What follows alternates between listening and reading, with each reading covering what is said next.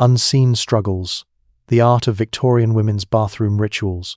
Imagine yourself ensnared in a labyrinth of fabric, your body encased in a corset so constricting it feels as though your very breath is rationed.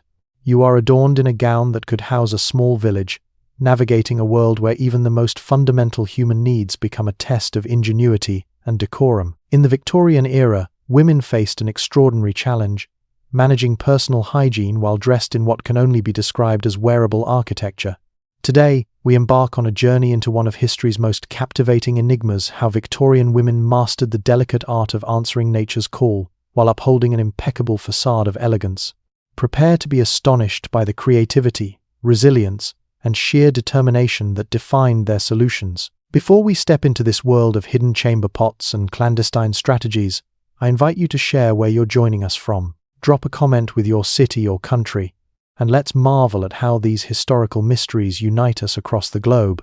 If these deep dives into the past intrigue, you consider subscribing for more revelations that will challenge everything you thought you knew about history. Now, let us transport ourselves to an era where the simple act of using the bathroom was a feat of strategy, grace, and unparalleled resourcefulness. The armor of fashion, a Victorian woman's wardrobe. The daily ritual of dressing for a Victorian woman was akin to preparing for a campaign.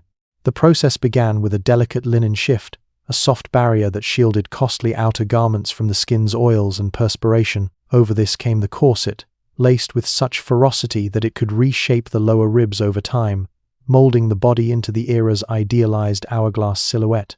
Layer upon layer of petticoats followed, sometimes 6 or 7, each adding volume and structure. But the true marvel was the crinoline, a cage of steel hoops suspended by fabric tapes, extending up to 6 feet in diameter. This contraption turned simple movements, like passing through a doorway or sitting, into exercises in precision and foresight. Furniture in wealthier homes was even designed to accommodate these voluminous skirts, with wider chairs and reinforced settees.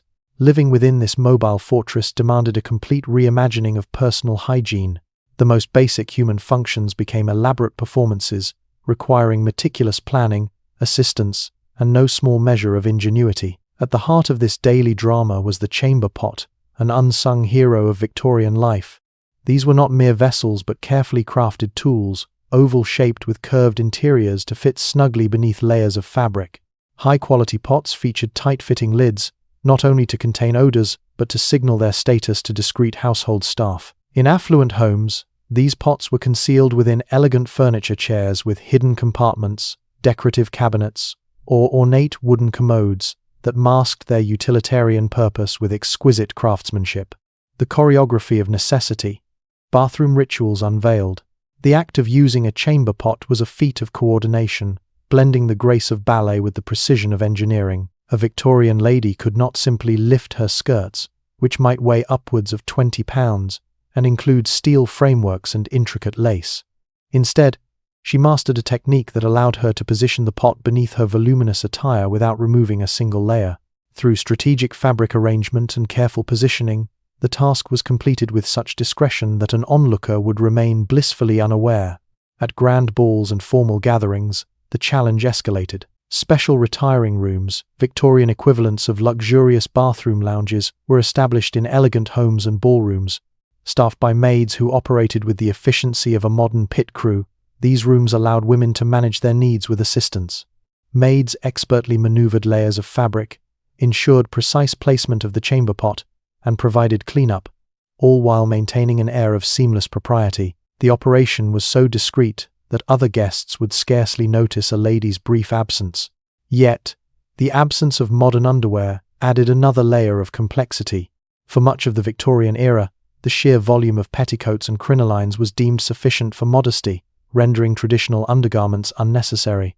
This changed after public mishaps became alarmingly common. Imagine a gust of wind flipping a crinoline skyward, exposing a lady to the horror of onlookers. The solution was the revolutionary split-crotch drawers. 2 separate pant legs joined only at the waistband, with a strategic opening that preserved modesty while allowing bathroom needs to be met without undressing. This ingenious design was a testament to Victorian pragmatism, balancing propriety with practicality. Beyond the mechanics, hygiene and social silence. The logistics of hygiene extended beyond the act itself.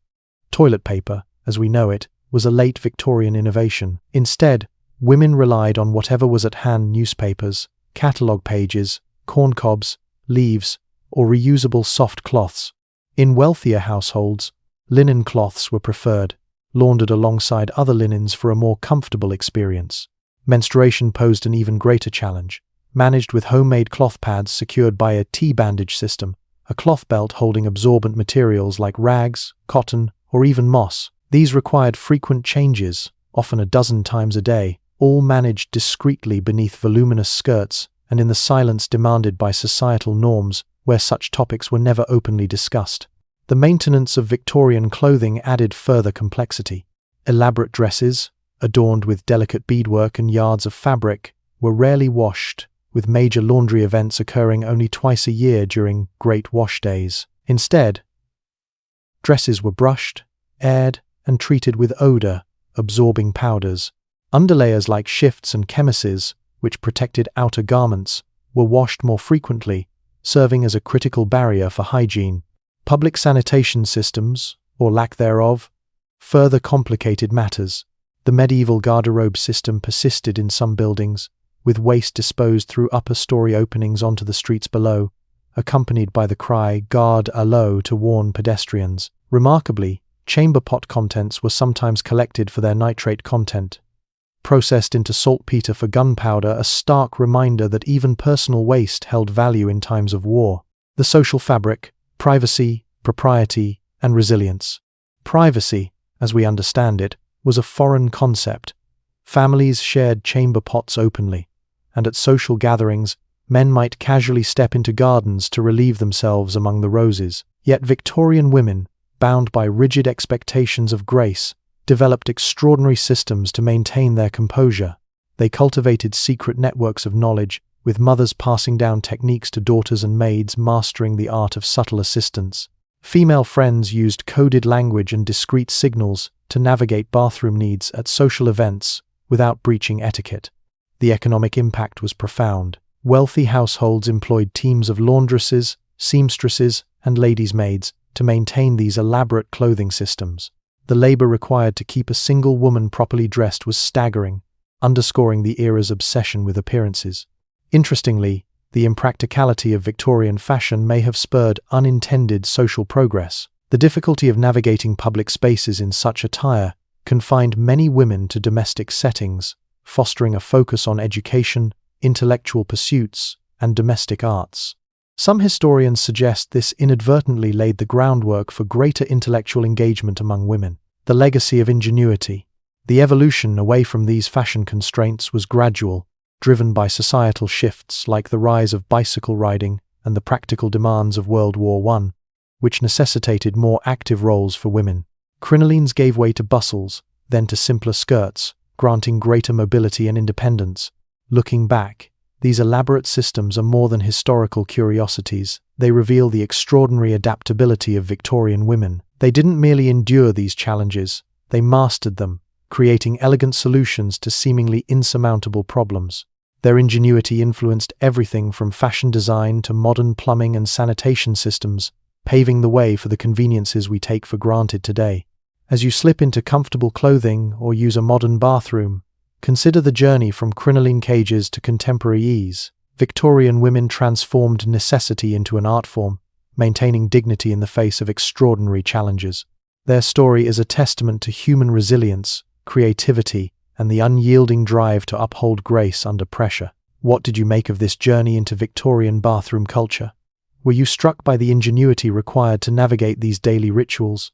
Share your thoughts and your location in the comments below. Connecting with you across the globe makes these historical explorations all the more thrilling.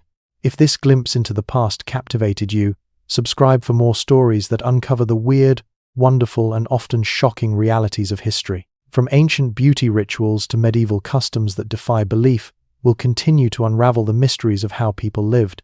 Thank you for joining me, and I'll see you in the next video, where another astonishing historical secret awaits.